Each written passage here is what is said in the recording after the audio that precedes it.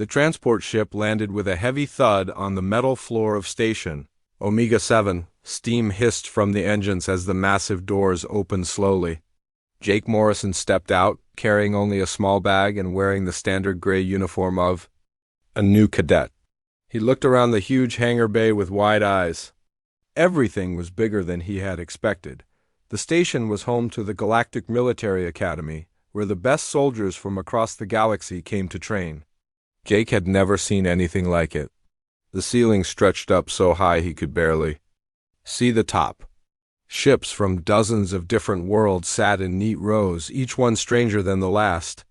Some looked like metal insects, others like floating crystals, and a few seemed to be made of living tissue that pulsed with its own light. Other cadets walked past Jake, and he tried not to stare. He had studied pictures of alien species during his trip here, but seeing them in person was different. A group of tall, blue-skinned beings with 4 arms moved together, their movements perfectly coordinated. Near them, a cadet that looked like a walking tree swayed gently as it walked, leaves rustling with each step. Jake felt very small and very human. Across the hangar bay, Drill Sergeant Zexkoth watched the new arrivals with cold yellow eyes. He stood nearly 8 feet tall, his dark green scales catching the harsh station lighting. His massive frame was built for war, with muscles that could crush steel and claws that had torn through enemy armor on a dozen different battlefields. A long scar ran from his left eye to his jaw, a reminder of his years fighting in the Vorthic Empire's military. Zexkoth had been training soldiers for 15 years. He had seen cadets from 17 different species, from the tiny but fierce Pixari to the massive stone-skinned Gornax. He knew their strengths and weaknesses, their fears and their breaking points. His training program had a 40% failure rate, and he was proud of that number. Only the strongest survived to become real soldiers today. He was getting his first human cadet. The drill sergeant looked down at the data pad in his clawed hand. The file was thin, which was never a good sign. Species, human, homeworld, Earth, military experience, none. Special abilities, none listed. Physical enhancement, none. Zexkoth's eyes narrowed as he read further. The humans were a newly discovered species, barely advanced enough for space travel. They had no military reputation, no famous battles, no great warriors in their history. At least, no battles that the galaxy knew about. Jake Morrison, the file said, age 22. Basic education. Completed, volunteer for military service. The drill sergeant snorted, a sound like steam escaping from a broken pipe. A volunteer with no experience, no training, and no special abilities. This would be over quickly. Zexkoth had expected the human to be bigger. The species was described as predatory, but Jake looked soft compared to the other cadets. No natural armor like the Gornax, no multiple arms like the Veltari, no energy projection like the astral beings. Just pink skin, brown hair, and 2 normal eyes. Even the human's teeth looked blunt and useless. The drill sergeant made a note in his file.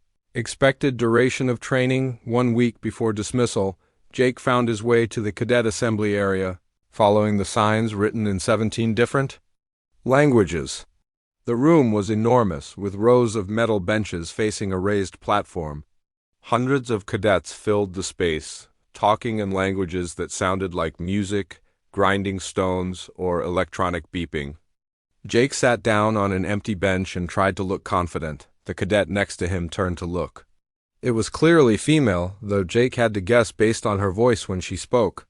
Her skin was a deep purple color, and she had 4 arms crossed in front of her chest. Her face was longer than a human's, with large silver eyes and no nose that Jake could see. "You are the human," she said. Her voice was soft but had a strange echo to it. "I am Cadet Veltar of the Insectoid Collective. I have heard stories about your species." Jake nodded politely. "Nice to meet you. What kind of stories?" Veltar's large eyes blinked slowly. "Stories that say humans are weak. That you have no natural weapons, no armor, no special abilities. Is this true?" Before Jake could answer, another cadet leaned over. This one was huge, easily twice Jake's height and built like a living mountain. His skin looked like gray stone, and his voice rumbled like distant thunder. "I am Gromax of the Stone Clans," he said. "The insect speaks truth. You look very fragile, human. Are you certain you belong here?" Jake looked up at the massive alien and smiled. "I guess we'll find out." More cadets began to notice the human. They whispered among themselves, pointing at Jake with claws, tentacles, and energy projections. Some laughed, sounds that ranged from normal chuckles to electronic buzzing. Jake tried to ignore them, but he could feel their eyes on him. A new voice spoke from behind him. "Do not mind them, human Jake. They fear what they do not understand." Jake turned to see a cadet that looked like she was made of pure light. She had a roughly humanoid shape, but her body glowed with soft blue energy. When she moved, small sparks danced around her. "I am Lyra of the Astral Collective," she said. "I have studied your species. You are more interesting than these others believe." "Thanks," Jake said. "I think—" "Your people survived on a world that tried to kill them every day?" Lyra continued. "No claws, no armor, no energy projection. Just intelligence and determination. This is unusual." Before Jake could respond, the room fell silent. Every cadet turned to face the platform as heavy footsteps echoed across the metal floor. Drill. Sergeant Zexkoth climbed onto the platform, his massive form casting a shadow over the front rows of cadets. "Attention," he roared, his voice carrying easily through the huge room. "I am Drill Sergeant Zexkoth. For the next month, your lives belong to me. I will push you harder than you have ever been pushed. I will break you down and rebuild you. As soldiers, many of you will fail. This is expected. This is desired. Only the strongest deserve to serve in the galactic military." The drill sergeant's yellow eyes swept across the room, stopping when they found Jake. "I see we have a human among us today."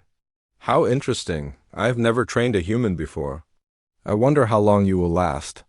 Jake felt every eye in the room. Turned to him again. He stood up slowly, meeting the drill sergeant's gaze. "I'm ready to find out, sir." Zexkoth's laugh was like breaking glass. "Ready? You think you are ready? Look around you, human. See the cadets who have trained their entire lives for this moment. See their natural weapons, their armor, their abilities. What do you have?" Jake looked around the room at the assembled aliens. Claws, armor, energy weapons, multiple arms, enhanced strength. They were all bigger, stronger, and more dangerous than him. He turned back to the drill sergeant and shrugged. "I have me, sir." The room erupted in laughter. Veltar covered her mouth with one of her 4 hands.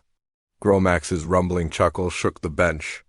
Even some of the more serious cadets allowed themselves small smiles, but Drill Sergeant Zexkoth did not laugh.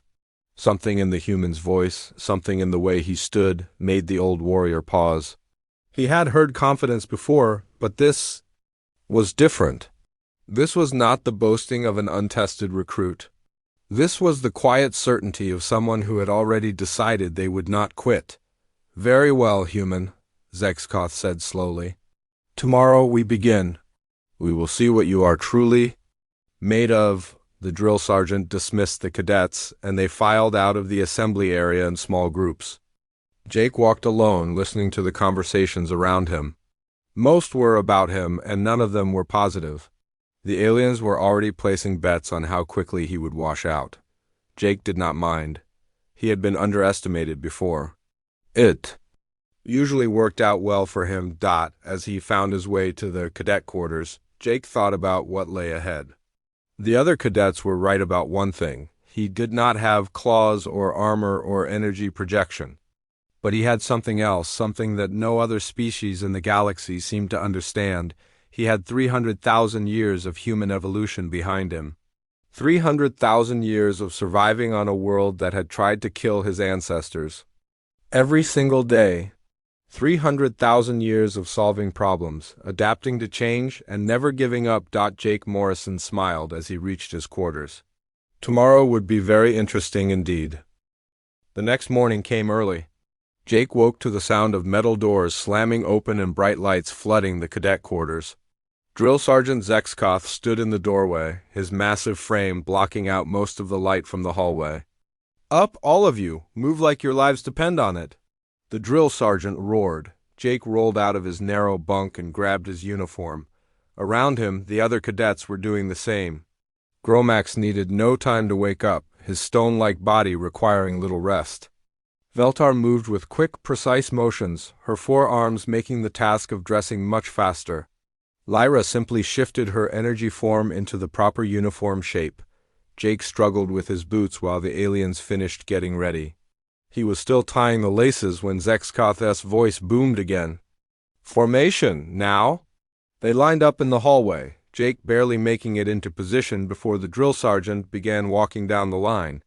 Zexkoth stopped in front of each cadet, his yellow eyes examining them like a predator studying prey. "Today you begin the Crucible course," he announced, his voice echoing off the metal walls. "This is not a game. This is not practice. This is the most difficult training program in the galaxy. It has been designed over 50 years by the greatest military minds from a dozen different species." Jake listened carefully, noting how the other cadets shifted nervously. Even Gromax, who seemed unafraid of anything, had gone very still. "The Crucible course consists of 5 major challenges," Zexkoth continued. "Physical endurance, tactical, problem-solving, weapons mastery, environmental survival, and leadership under pressure. Most cadets require 1 full month to complete all 5 sections. The current record is held by a Vorthek warrior who finished in 3 weeks and 2 days. The drill sergeant paused, letting that information sink in. "Many of you will not finish at all. Failure is not just possible, it is expected." Over the past 10 years, only 37% of cadets have successfully completed the Crucible course. The rest have been sent home in shame. Jake felt a chill run down his spine, but he kept his expression neutral. Around him, some of the other cadets were beginning to look worried. "The first challenge is physical endurance," Zexkoth said, beginning to pace back and forth.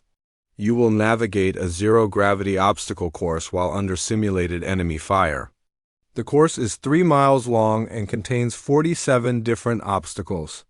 You must complete it while carrying a full combat load and avoiding detection by automated defense systems." Veltar raised one of her 4 hands. "How long do cadets usually take to complete the first challenge?" "The average is 6 hours, Zexkoth replied. "The fastest time on record is 3 hours and 42 minutes, set by a Gornax heavy assault specialist." Jake did some quick math in his head. 3 miles in zero gravity, with obstacles and enemy fire, while carrying equipment. It sounded difficult, but not impossible. "The second challenge is tactical problem solving," the drill sergeant continued. "You will be presented with a series of combat scenarios that require you to think like a military commander. Each scenario has multiple solutions, but only one correct answer that minimizes casualties and achieves the mission objective." "How many scenarios?" asked a cadet from the back. 50 scenarios, each more complex than the last. The current record is 18 hours to complete all 50, Jake nodded thoughtfully. Pattern recognition and problem-solving were human strengths. He had always been good at puzzles. "The third challenge is weapons mastery," Zexkoth said, his scarred face showing the hint of a smile. "You will learn to use 17 different weapon systems from across the galaxy. Each weapon has unique operating principles, maintenance requirements, and tactical applications.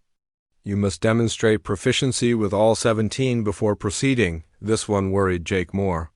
He had never used alien weapons before, but he had always been a quick learner when it came to technology. "The fourth challenge is environmental survival," the drill sergeant continued. "You will be placed in a hostile environment with limited resources and must survive. For 72 hours while completing a series of objectives, the environment changes every month. This month, it is a frozen wasteland with temperatures reaching -40 degrees. Jake had been camping in winter conditions before, but nothing like what the drill sergeant was describing. Still, humans had survived in every climate on Earth. How different could it be?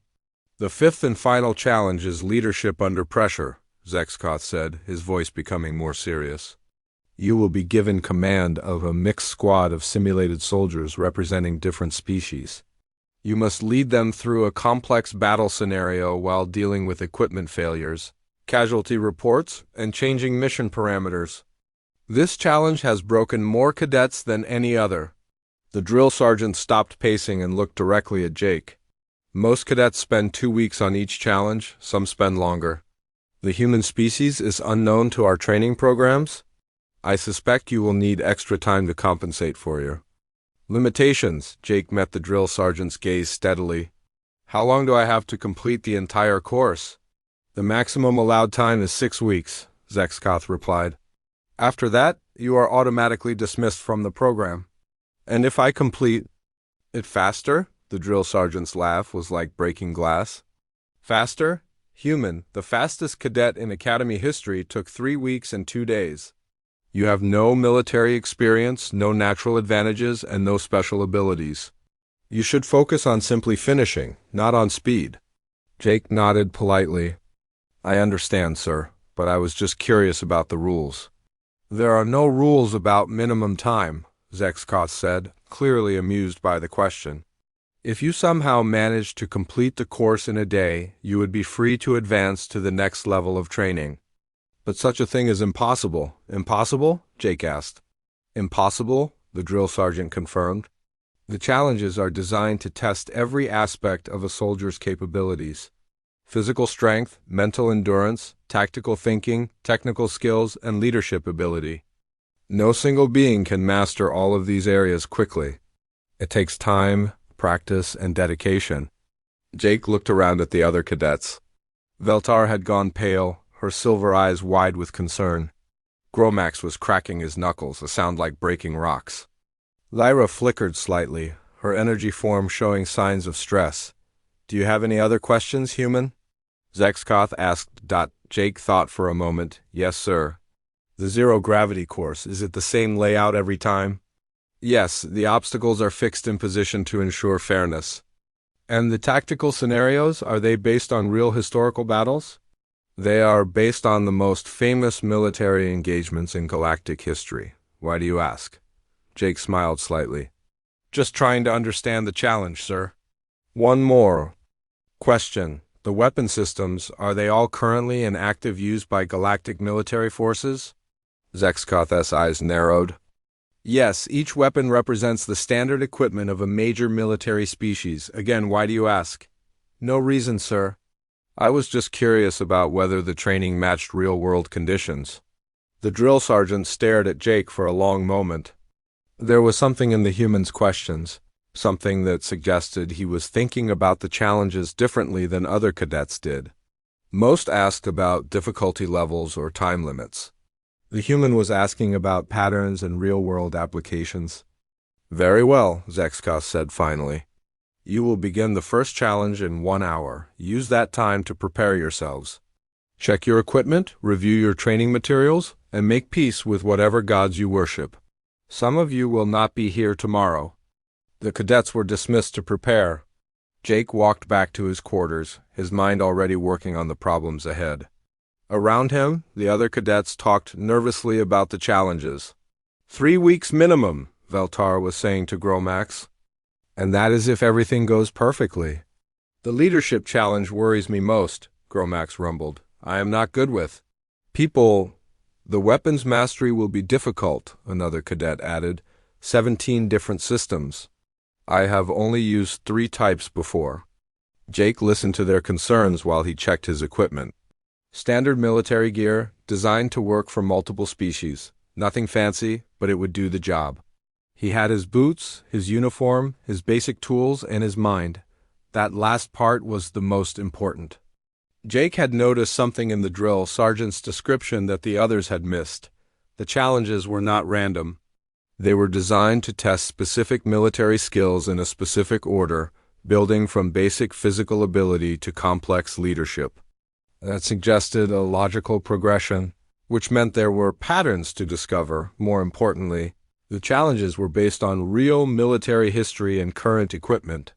That meant they followed the same basic principles that human military forces had developed over thousands of years of warfare.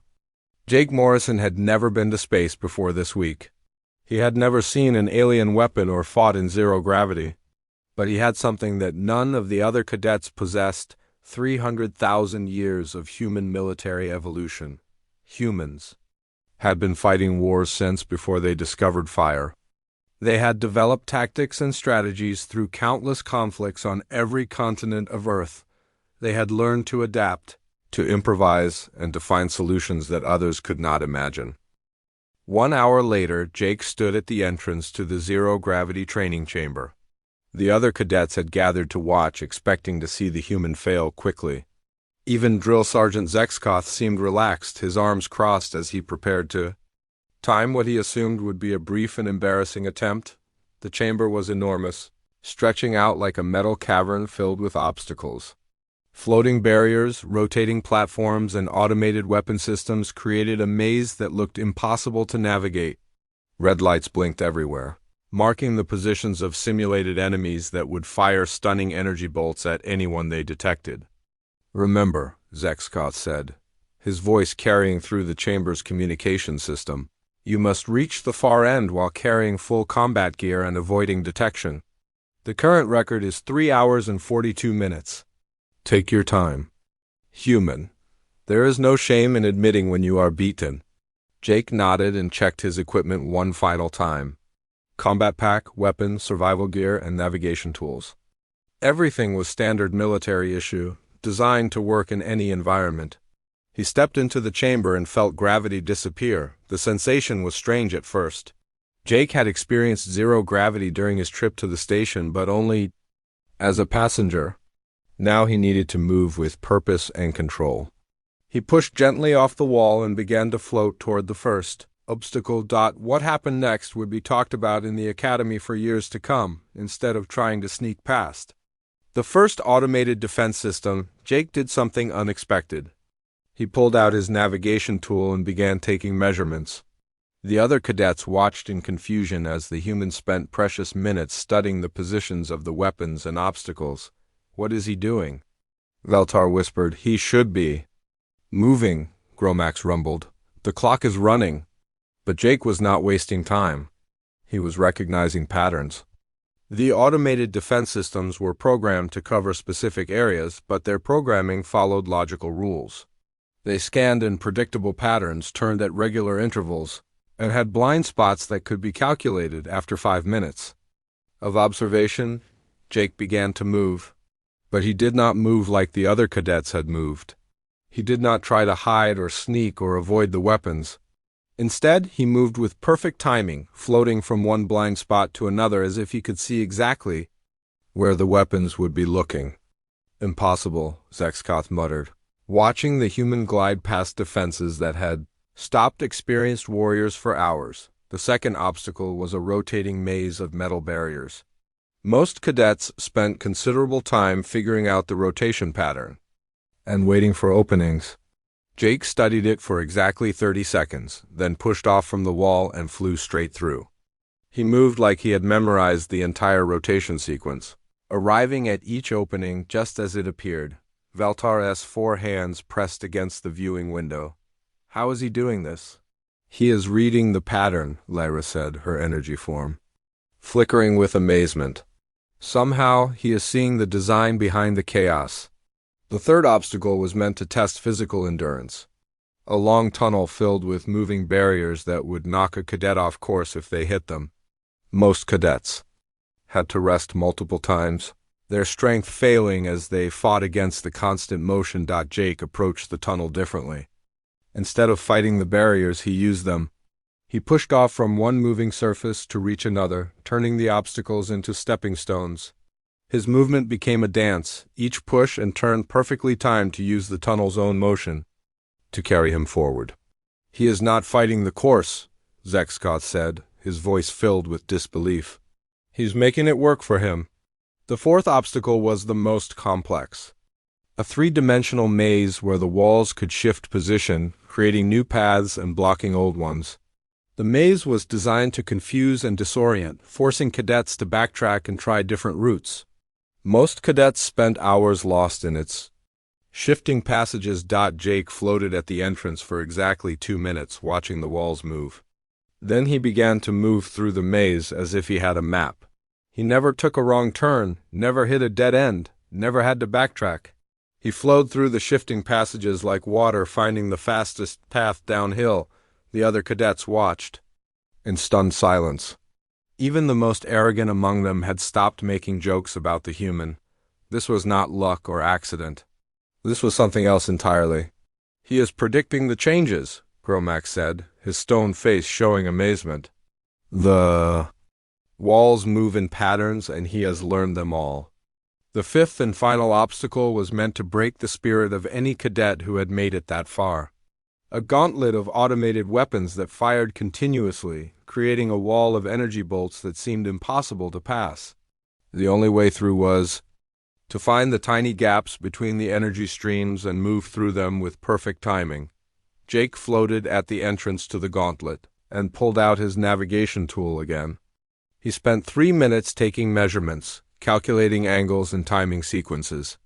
The weapons fired in overlapping patterns, but they were still just machines following programmed instructions. When Jake finally moved, it was like watching magic. He flowed through the energy streams like a ghost, his body twisting and turning in ways that seemed impossible.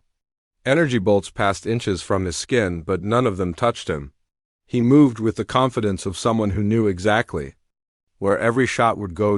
When Jake reached the end of the course, the chamber fell silent. The timer on the wall showed 57 minutes. 57 minutes. Drill Sergeant Zexkoth stared at the timer in disbelief. The previous record had been 3 hours and 42 minutes. The human had not just broken the record. He had shattered it. "Impossible," the drill sergeant whispered. "The timer must be broken," but the timer was not broken. Jake Morrison had completed the most difficult obstacle course in the galaxy in less than 1 hour.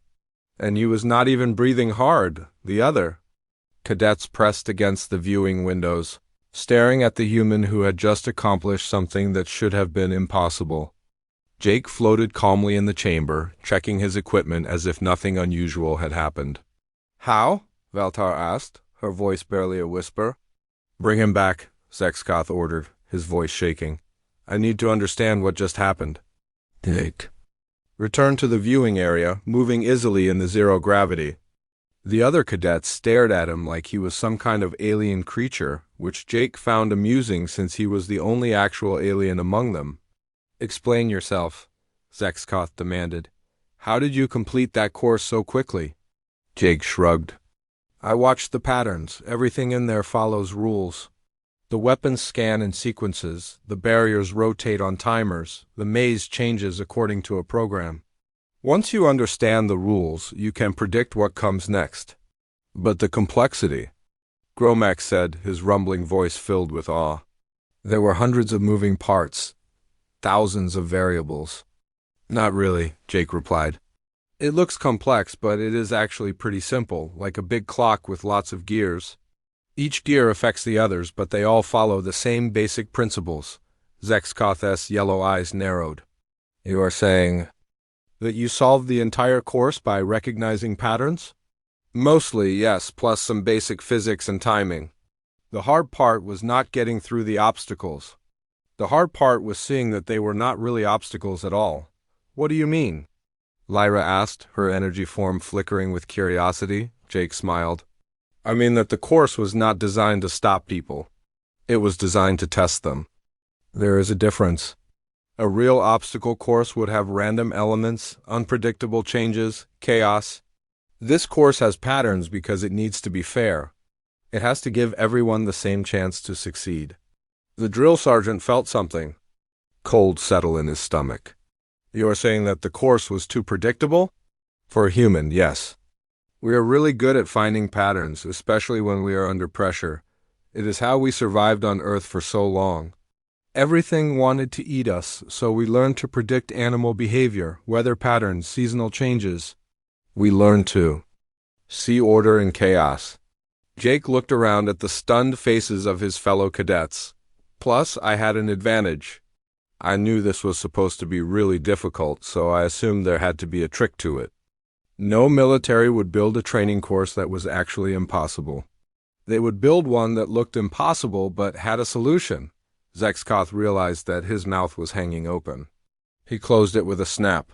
You are telling me that you approach this as a puzzle to solve, not a test to endure? Exactly, and puzzles always have solutions. You just have to find the right perspective. The drill sergeant looked at the timer again. 57 minutes. In 57 minutes, this human had done something that the galaxy's best warriors needed hours to accomplish. And he had done it by thinking about the problem differently than anyone else ever had. The second challenge, Zexkoth said slowly. Tactical scenarios. Are you ready to attempt that now? Jake nodded. Sure. How does it work? You will be presented with 50 combat scenarios on a computer system. Each scenario requires you to make strategic decisions that will affect the outcome of the battle. The current record is 18 hours. 18 hours for 50 scenarios? Jake asked. That is about 20 minutes per scenario. The scenarios become more complex as you progress. The later ones can take hours to solve properly. The tactical training center was filled with computer screens and holographic displays. Jake sat down at the main console while the other cadets gathered behind him to watch. Drill Sergeant Zexkoth stood to one side, his yellow eyes fixed on the timer that would track Jake's progress through the 50 scenarios. Begin when ready, Zexkoth said, his voice tight with tension. Jake looked at the first scenario on the screen. It showed a battlefield with two armies facing each other across a valley. Numbers and statistics filled the side panels, showing troop strengths, weapon types, and terrain features. At the bottom of the screen, a question appeared. How do you achieve victory with minimal casualties? Jake read through the scenario quickly. It was based on the Battle of Kepler Prime, a famous engagement from the Vorthocastral War. He had never heard of it before, but the tactical situation was familiar. High ground, limited supplies, enemy advantage in numbers. He made his decisions and moved to the next scenario. Wait, Veltar said, her four hands pressed against her chest. He finished the first one already? Impossible, Gromax rumbled. The first scenario usually takes 20 minutes to analyze properly, but Jake was already on the third scenario. His fingers moved quickly across the console, selecting options and making strategic decisions. Each scenario took him less than 2 minutes to complete. Zexkoth watched the progress bar advance with growing disbelief. How is he solving them so quickly? Jake paused for a moment and looked up. They are all the same basic problem, he said simply. Different settings, different weapons, different numbers, but the same underlying tactical principles. The same? Zexkoth asked. How can they be the same? These are 50 different battles from across galactic history. Because warfare follows patterns, Jake explained. Does not matter if you are fighting with swords or energy weapons on planets or in space. The basic principles stay the same. You want to control the high ground, protect your supply lines, concentrate your forces at the enemy's weak points, and preserve your own strength for the decisive moment. Jake turned back to the console and continued working. The scenarios became more complex as he progressed, involving multiple armies, changing objectives, and unexpected complications. But his speed never slowed. Scenario 15 completed, the computer announced. Time elapsed. 28 minutes. The other cadets stared in shock. Most cadets needed 28 minutes just to complete the first scenario. Jake had finished. 15. This is impossible, Zexkoth muttered. He cannot be reading the scenarios that quickly. I am not reading them completely, Jake said without looking up from the screen. I am looking for the key information. Troop positions, objectives, available resources, time constraints. Once you know those four things, the solution becomes obvious. Obvious? Lyra asked, her energy form flickering rapidly. These scenarios have challenged military students for decades. Jake paused on scenario 23 and pointed at the screen. Look at this one. 3 armies in a triangle formation, each one trying to capture a central fortress. It looks complicated, but it is actually simple. The winning move is to let the other 2 armies fight each other first, then attack the winner when they are weakened. But how do you know that without analyzing all the variables? Gromax asked. Because I have seen this pattern before. Maybe not in space with energy weapons, but the same basic situation. It happens all the time in warfare. When you have multiple enemies, the smart move is usually to let them fight each other. Jake continued working through the scenarios. Number 30 was based on a naval battle from the Aquatic Collective's history. Number 35 involved urban warfare in a city with multiple levels. Number 40 was a siege scenario with limited supplies and harsh weather. Jake solved them all with the same calm efficiency. Scenario 45 completed, the computer announced. Time elapsed, 51 minutes. Zexkoth felt like his world was falling apart. 51 minutes. The previous record holder had needed 18 hours to reach Scenario 45. This human was completing the most complex tactical problems in galactic history faster than most cadets could read them. Final scenario loading, the computer said. The last scenario filled the screen. It was the most complex tactical problem in the Academy's database based on the legendary Battle of Seven systems. Multiple fleets, changing alliances, limited communications, and objectives that shifted as the battle progressed. Most cadets never even attempted it. Jake studied the scenario for exactly 3 minutes. Then he began making his decisions. How? Zexkoth asked, his voice barely a whisper. How are you doing this? Jake finished inputting his solution and looked up. Because my species has been fighting wars for 300,000 years, he said quietly. We have tried every possible tactic, strategy, and approach. We have fought with rocks and sticks, with swords and shields, with guns and bombs. We have fought on land, on water, in the air, and now in space. Every scenario you just showed me, humans have faced something like it before. But these are alien battles, Valtar protested. Different weapons, different species, different objectives. Different details, same patterns, Jake replied. War is war. The tools change, but the principles stay the same. Control territory, protect resources, exploit weaknesses, adapt to changing conditions. Humans learn these lessons through trial and error over thousands of years. Scenario 50 completed, the computer announced. All scenarios completed successfully. Total time elapsed, 57 minutes. The silence in the room was deafening. 57 minutes again. Jake had completed 50 complex tactical scenarios in exactly the same time. It had taken him to finish the obstacle course. Zexkoth stared at the screen showing Jake's perfect score. 57 minutes, he said numbly. The same time as the first challenge? Coincidence? Gromax asked. No, Jake said, standing up from the console. That is about how long it takes me to understand a new system completely. Whether it is an obstacle course or tactical scenarios, I need about an hour to see all the patterns and figure out how everything works together. Zexkoth felt something cold spreading through his chest. You're saying that both challenges were equally easy for you? Not easy, Jake corrected, but solvable. Humans are really good at pattern recognition and adaptation. We had to be on Earth. Everything was trying to kill us. Predators, diseases, natural disasters, other humans. We survived by learning faster than anything else could evolve to catch us. Jake looked around at the stunned faces of his fellow cadets. You all have natural advantages. Veltar has 4 arms and enhanced reflexes. Gromax has natural armor and incredible strength. Lyra can manipulate energy directly. But humans humans adapt. We learn. We find solutions that others miss. The Weapons Mastery Challenge, Zexkoth said slowly. Are you ready to attempt that now? Jake nodded, if you want. But I should warn you, I will probably need the full hour this time. I have never used alien weapons before. The drill sergeant led them to the weapons training facility.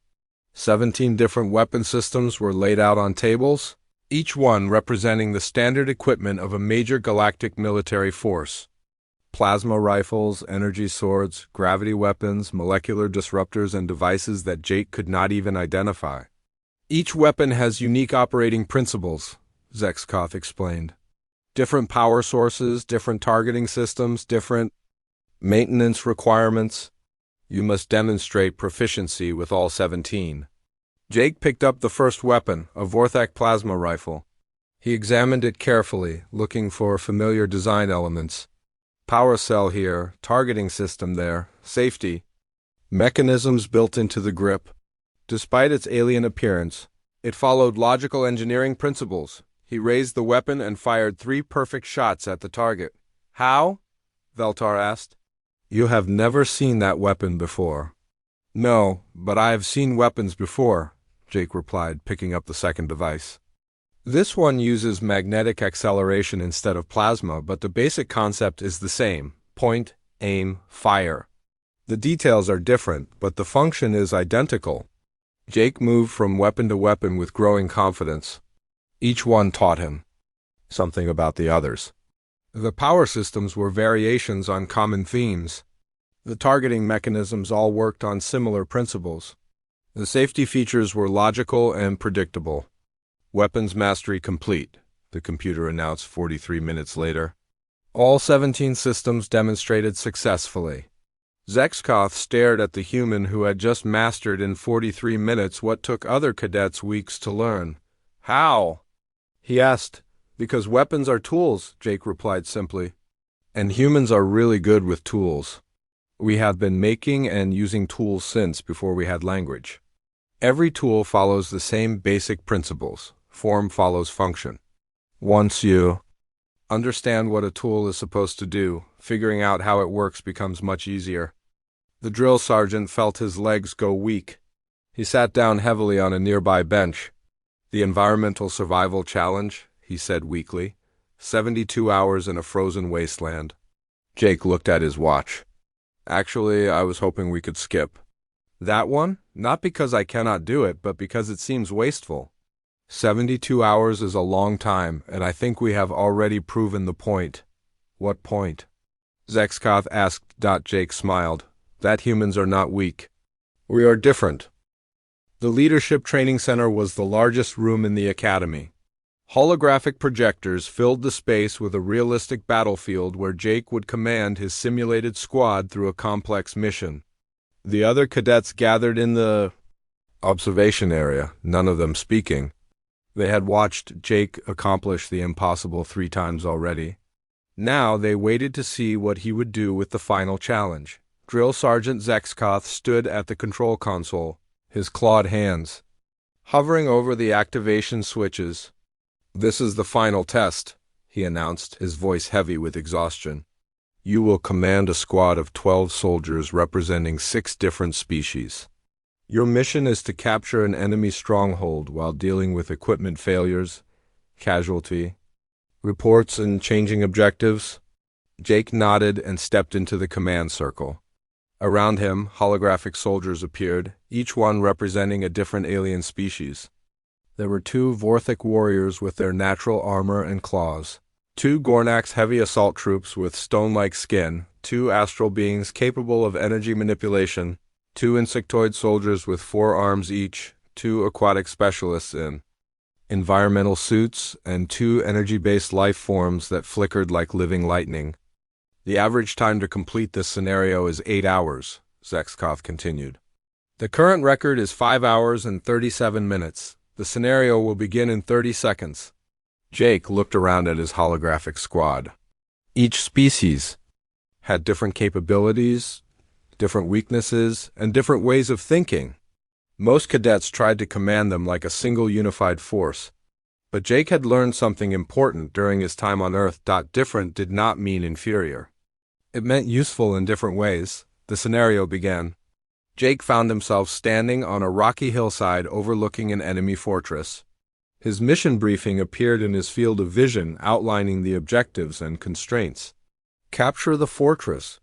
Minimize casualties, adapt to changing conditions instead of immediately charging toward the target. Jake did something that surprised everyone watching. He called his squad together for a meeting. All right, everyone, Jake said to the holographic soldiers. Before we start shooting, I want to understand what each of you can do best. The simulated Vorthak warriors reported their close combat abilities and natural armor. The Gornax troops described their heavy weapons training and ability to absorb damage. The astral beings explained their energy projection capabilities and tactical awareness. Jake listened carefully to each report, asking questions and taking notes. The other cadets in the observation area watched in confusion. "What is he doing?" Valtar whispered. "He is wasting time talking instead of moving toward the objective." "He is learning about his resources," Lyra replied, her energy form flickering with understanding. "He cannot command effectively if he does not know what his soldiers can do." After 10 minutes of discussion, Jake began giving orders. But his orders were different from what other cadets typically issued.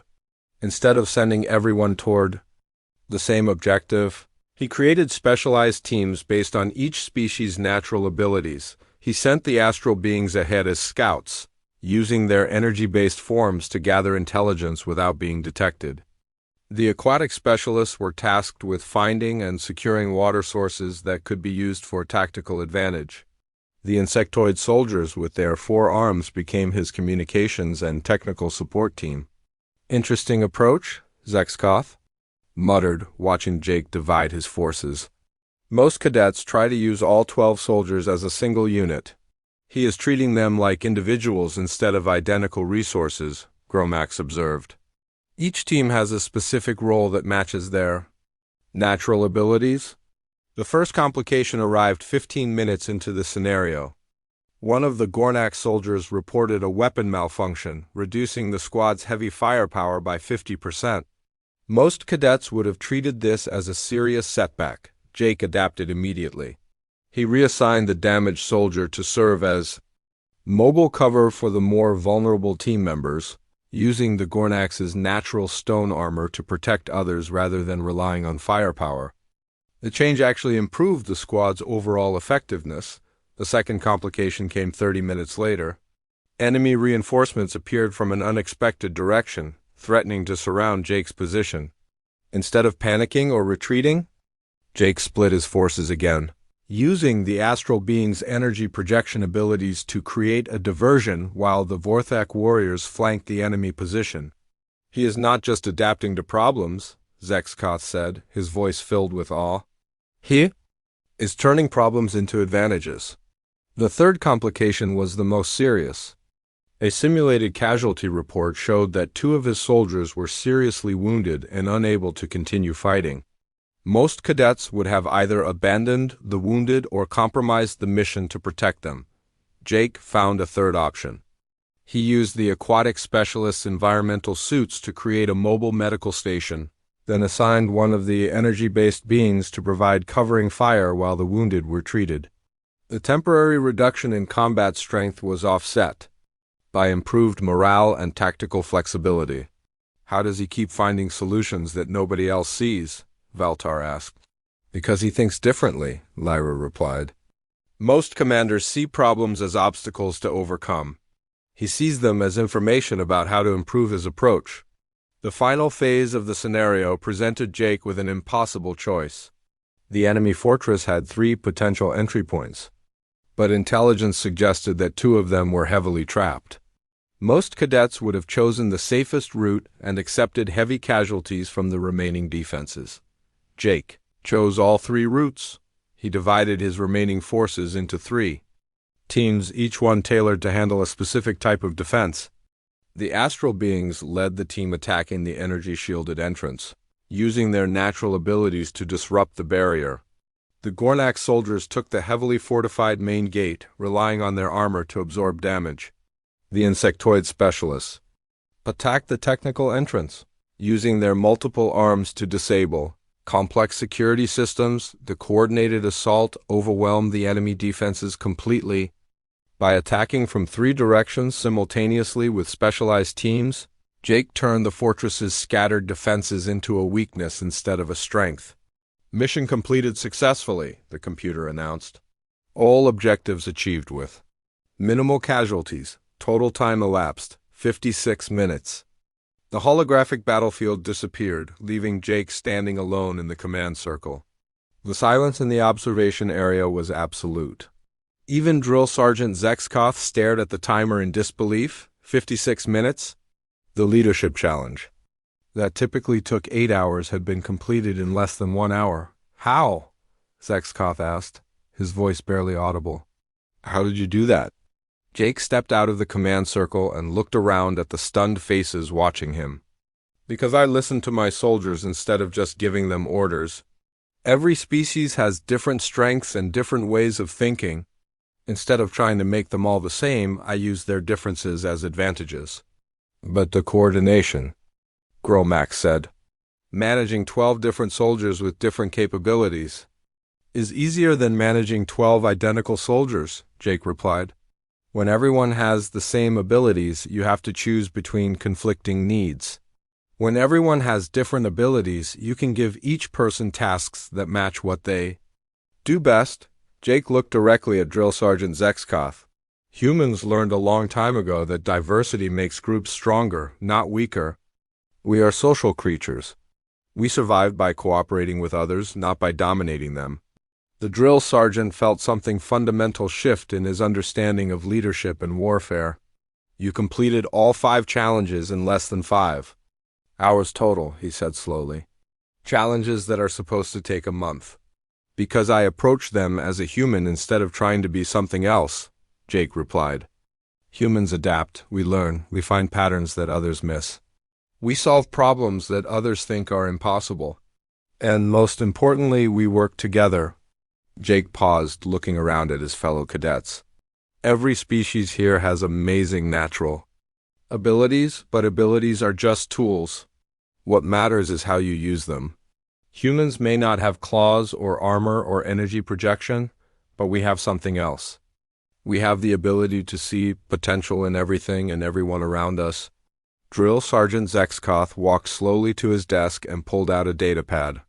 His claws moved carefully across the screen as he composed his report to Galactic Command. After 15 years of training soldiers, he was writing something he had never written before. Recommendation for immediate advancement to officer training, he typed. Cadet Jake Morrison has demonstrated tactical thinking, adaptive problem-solving, and leadership capabilities that exceed all previous academy standards. Further recommendation: integration of human training methodologies into standard curriculum. He paused, his claws hovering over the datapad, then continued typing. Additional recommendation: reassessment of combat effectiveness criteria. Current standards emphasize natural physical advantages over cognitive adaptability. Human performance suggests that intelligence and cooperation may be more valuable military assets than previously recognized. Zexkoth finished his report and looked up at Jake.